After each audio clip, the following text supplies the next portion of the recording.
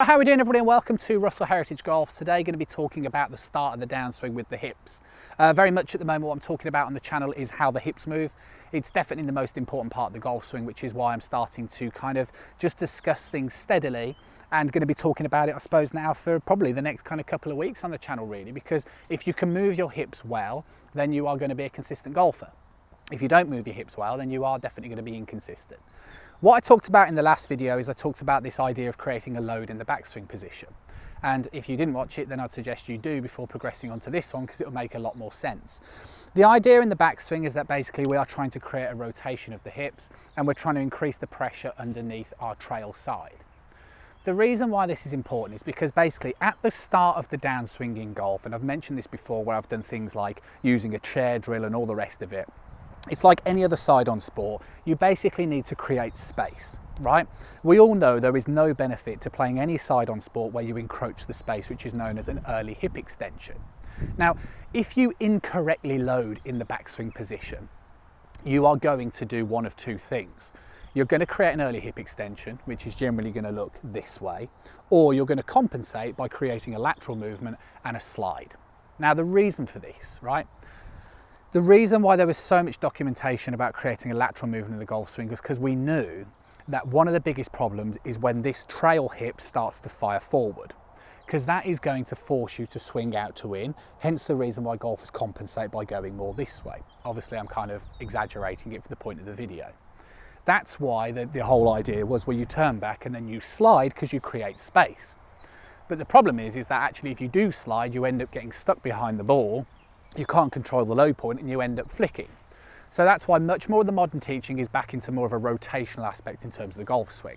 Now, if you manage to understand the backswing and you got that feeling of that drill where I asked you to turn your foot in so you can get that feeling of load, then what that does is that puts pressure underneath the right hip, which basically stops it from firing forward. Now, if I put pressure underneath my right hip, you can see the way I can start to pull my left hip back as I start the downswing. If I don't put pressure underneath that right hip and I just turn, as I pull my left hip back, you can see the way my right hip has to mirror the movement of my lead hip. And that's the important thing to understand. The whole point and the reason why when we see the force plate data on all the pros is that we see them put so much pressure underneath this right-hand side for right-handed golfers is because basically it gives you the ability to pull the lead hip back without the right hip firing forward. And that is a really important thing to understand.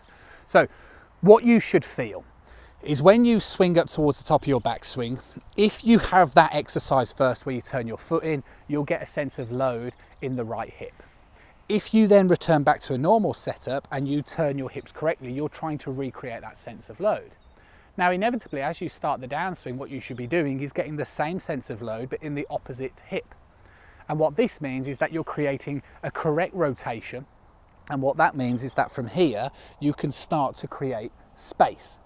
Now, what I've done in the past is with drills and exercises, I've always suggested use something behind you, all right? Whether it has to be a wall, which is probably not ideal because obviously it's a very solid object, or whether it's something like a chair, which I've suggested that you use in the past. What that means is that if the chair was located roughly about a fingertips distance away, as I turn back, I can push into the chair. As I transition, I can get my left hip on the chair and feel like I'm getting my left hip on the chair at the same time when my right hip's on the chair. And that's the importance of this video. The importance of this video is to understand what's happening in the transition, which is the start of the downswing. You are basically, in the last video, the whole point of loading in towards this side is because it's basically allowing you to pull the left hip back without the right hip firing forward. So if you're a golfer who has an early hip extension, if you're a golfer who swings over the top, if you're a golfer who can't create a separation, which basically is the same as over the top, which means you're moving this way instead of this way, it basically means that you're not loading correctly in the backswing position, which means you have an inability to be able to pull the left hip back without the right hip firing forward. And if you mess around with that at home, like I've already mentioned, if you mess around with the idea of get your posture, swing up to the top, create the load underneath that side. And if you create the load, you'll notice the way you're able to pull this hip back without that one firing forward. If you just turn on the spot, you can see as I pull my left one back, the way the right one comes firing forward. It's really important to understand. That's how you're going to correctly transition. And then from there, you can start to become a much better golfer. and we'll start talking about what your hips are ideally going to be doing in impact and all the rest of it. Now again, I've said this in all the recent videos that basically if you're somebody who is incredibly, should we say, not flexible, or if you have some sort of ailment in the spine or anything that's kind of struggling to create a separation, then I'll start talking about what are the best practices for you guys to do. But to be honest with the people I work with, it's actually quite rare that people can't move at all. Okay, you might just feel like it's tight or you might be doing it incorrectly. So if you can get your head around how to do these movements correctly, you'll be surprised rather than jumping for a compensation.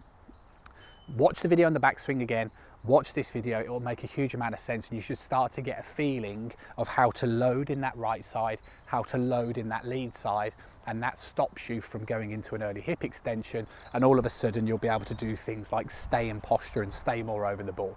You stay more over the ball by doing what I've talked about today, not by trying to stay more over the ball. It's a completely different thing. From there, we'll start to talk about what the hips are doing at impact, and we'll kind of take it from there. For today, that is it. Like I say in every video, I always appreciate a thumbs up, right? It's absolutely free to press the subscribe button. Press the little bell icon, means you'll receive notifications every time a new video comes out. What's also absolutely free is to send swings into the channel, right? So if you see my other social media pages, mainly Instagram and Twitter, that's where you'll see that I do little annotations of videos, 90 seconds long, offering people advice. And I do that for absolutely free as well. And it's just a nice opportunity to just make sure that you're working on the right sort of thing. Watch for those videos, you might be surprised how relatable it is to what you're trying to work on, but feel free to send them in and I'll catch up with you guys soon.